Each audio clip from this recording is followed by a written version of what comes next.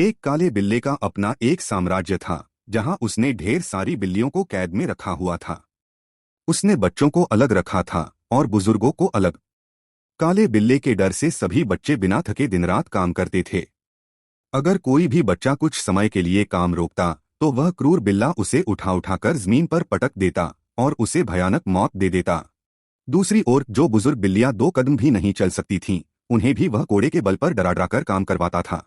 किसी से गेहूं पिसवाता और जो बुजुर्ग कम देखता उससे अनाज साफ करने को बोलता, और बुजुर्ग बिल्लियों से लकड़ियां तो उनके ऊपर डरा डरा कर लादता, कोड़े की धौंस देकर ढुलवाता।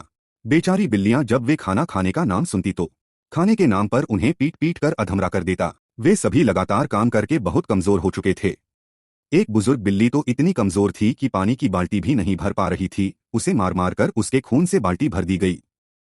इन्हीं कैदियों में एक ममता नाम की बिल्ली थी, जो अपने छोटे बेटे तेज के साथ काले बिल्ले के डर से काम करने को मजबूर थी।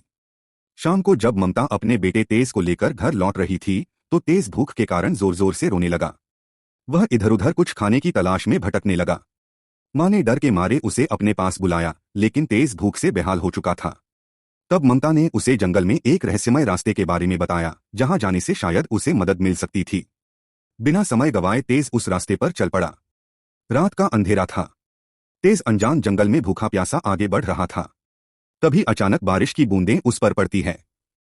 वह चौंक जाता है और भूख से कांपता हुआ तेज कई घंटों बाद उसे एक बुजुर्ग बिल्ला दिखा।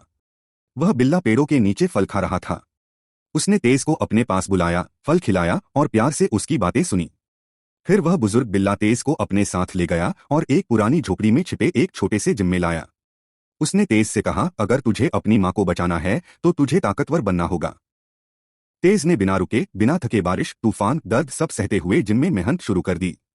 धीरे धीरे उसके शरीर में बदलाव आने लगा। वह कमजोर बच्चा अब मजबूत बनने लगा। उधर जब काले बिल्ले को यह पता चला कि तेज भाग गया है तो वह ममता पर बहुत गुस्सा हुआ। उसने ममता को कैद कर लिया। अब सवाल यह है, क्या ममता काले बिल्ले से बच पाएगी? क्या तेज अपनी माँ को बचाने लौटेगा? जानने के लिए चैनल को लाइक और सब्सक्राइब करना न भूलें।